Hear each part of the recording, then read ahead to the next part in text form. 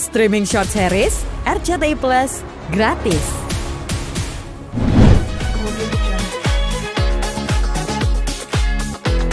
Kita lihat aja sih ke depannya, kalau kita sih mikirin anak-anak ya awalnya gitu. Tapi kalau sekarang dianya juga nggak ada itikat baik, ya udah kita lanjutin aja.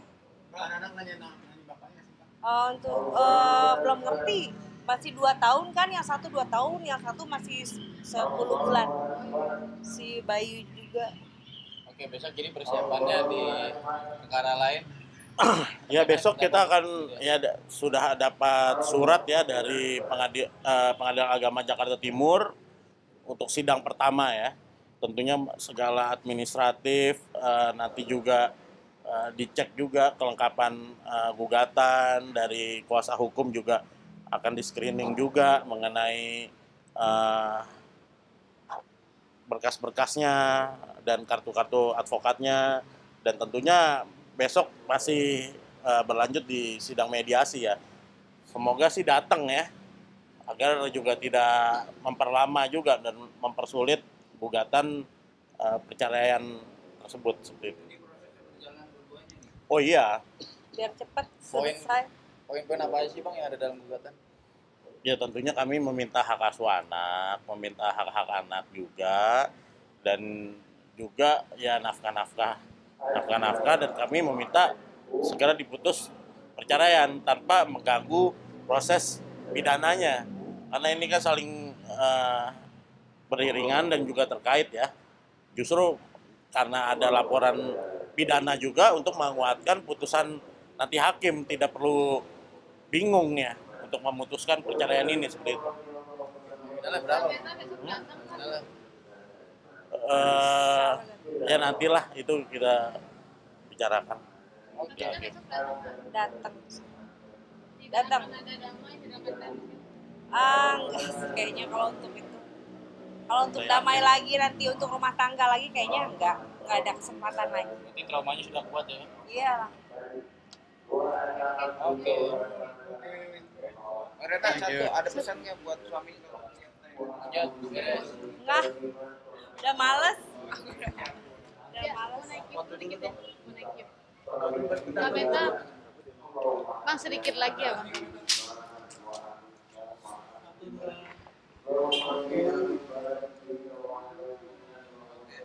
Beta sedikit lagi. Ya.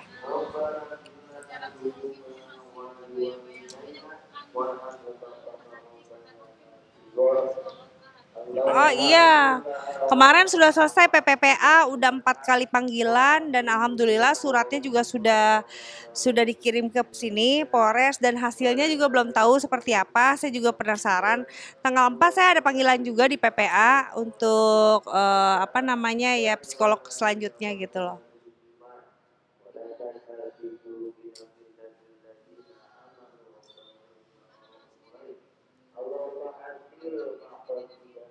Iya, kalau anak-anak kan memang belum ngerti ya, anak-anak belum ngerti. Tapi sih untuk sampai saat ini, alhamdulillah anak-anak juga di posisi aman ya. Terus juga dia juga nggak pernah yang ingat papahnya, karena memang belum mengerti gitu jiwanya itu. Paling kalau misalkan cuman papa gitu aja sih. Ya mudah-mudahan untuk kedepannya anak saya bisa gak rewel lah ya, maksudnya dengan cuman saya jadi bapak juga, jadi ibu juga, kerja juga untuk anak-anak. Ya alhamdulillah punya mbak-mbaknya juga sayang gitu.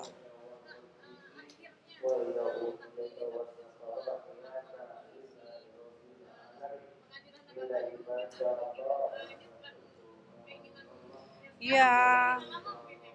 Bukan prestasi juga sebetulnya ya kan, ini bukan prestasi saya juga, dan sampai cerai sama suami, sampai pisahin anak-anak saya dengan suami, ini bukan suatu prestasi, cuman ya ini juga demi kebaikan anak-anak dan juga demi kebaikan saya sendiri juga. Saya juga nggak mau anak-anak saya nantinya juga ke depannya punya ayah yang temperamen ya, apalagi video itu udah kemana-mana sekarang itu, karena kejadian ini kan nggak cuma sesekali ya, bahkan keluarganya juga tahulah, bahkan mantan istri yang sebelumnya juga pernah terjadi hal yang seperti ini gitu loh. Jadi ya ini kejadian bukan sekali. Ya alhamdulillahnya katanya saya itu udah langsung ingat gitu loh. Udah langsung ya punya apa namanya ya pergi dari Yogi gitu, dari bapaknya anak-anak. Kalau tidak ya sampai mantan, katanya ya mantan istrinya dulu juga pernah seperti ini kejadian. Mm-mm. Belum tahu juga sih.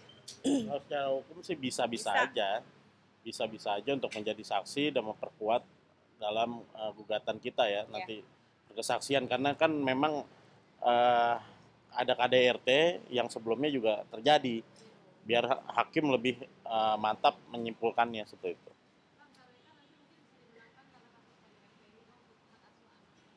Oh iya, saya sangat optimis untuk itu. Sangat optimis karena memang ini anak-anak masih balita ya, masih butuh kasih sayang dari ibunya, dan diutamakan oleh hukum positif di negara kita bahwa di bawah umur anak itu ikut ibunya, apalagi ini ada KDRT, tidak menafkahi, ya hampir dipastikan hak asuh anak akan jatuh ke klien saya. Gitu.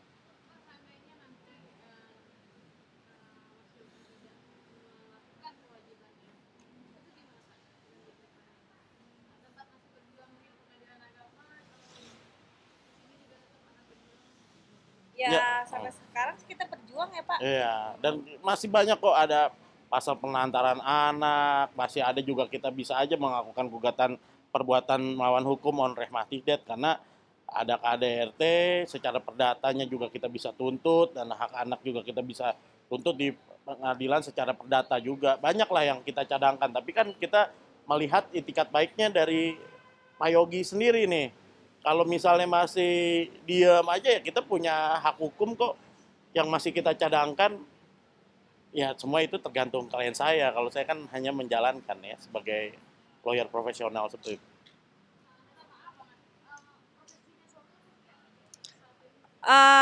Dia sih investor ya berarti, heeh. Investor swasta. Aku nggak tahu juga deh. Heeh.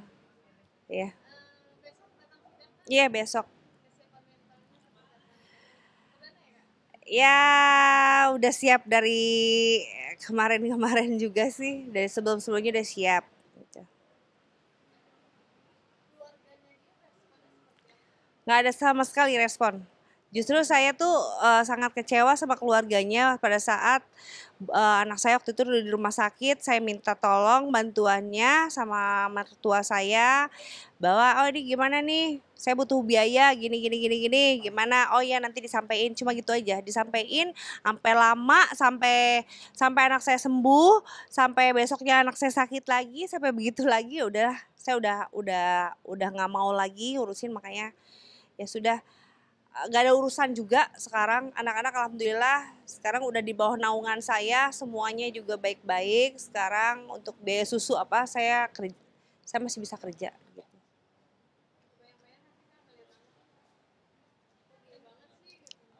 Iya sih, ya kebayang-bayang banget. Cuman ya gimana ya, saya udah nyerah lah untuk masalah keluarganya dia, udah sama dia juga. Semakin kayak dia diem, semakin kayak dia nginjek harga diri saya gitu loh. Apalagi dengan saya juga nggak pernah yang komunikasi sama anak-anak, saya nggak pernah putuskan. Saya masih kasih arahan juga nih untuk video call, kalau mau video call atau mau komunikasi sama anak-anak bisa langsung hubungin nomor mbaknya. Tapi nggak ada. Nah nggak ada. Ya emang udah sifatnya ya, udah tabiatnya udah nggak bagus. Untuk Gonogini belum ya, belum ada Gonogini. Kita fokus ke gugatan perceraian dan hak asuh aja. Seperti itu, mungkin ya nanti kita gali lagi mengenai Gonogininya ya. Kalau bisa bisa dia tanggung jawab, bisa diselesaikan secara di luar peradilan ya, ya nggak apa-apa, kita menunggu aja. Makanya banyak hal-hal kita cadangkan hak hukum kita untuk melihat dia sejauh mana sih bertanggung jawab pada klien saya dan anak-anaknya seperti itu.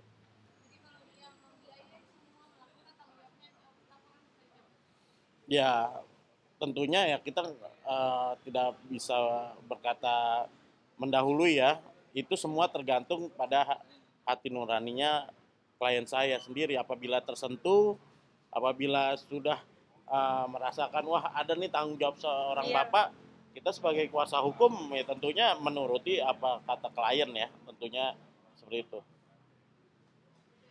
Iyalah lebih ke hak-hak aja ya kan. Terus saya lebih mikirin anak-anak sih Mbak, ke depannya bukan cuma mikirin saya. Misalkan saya walaupun saya nuntut suami saya harus bayar 10 M mau 20 M kan itu hak saya. Karena saya punya anak-anak di bawah umur gitu loh.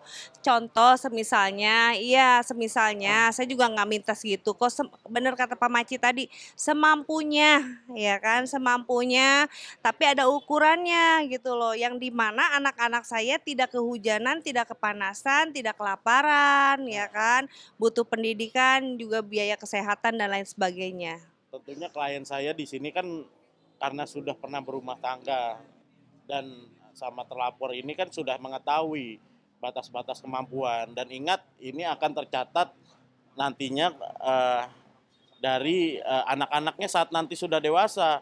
Apakah seorang ibu saja yang berjuang, apakah nanti dia bisa berpikir dari terlapor sebagai ayah ini ada nggak tanggung jawabnya kepada dua buah hatinya ya, yang masih kecil-kecil kan nanti tumbuh dewasa, nanti kan menjadi catatan, akan menjadi inilah fakta-fakta yang nanti akan anaknya sendiri mengetahui perjuangan bapaknya, perjuangan ibunya. Ya saya mohon ya diketuk hati nuraninya baik oleh kuasa hukumnya untuk bertanggung jawab kepada dua belah hatinya, dan ini ada konsekuensi hukum lain kok. Kalau masih tidak bertanggung jawab dan merasa tidak ada tanggung jawab ya kita selesaikan lagi secara hukum.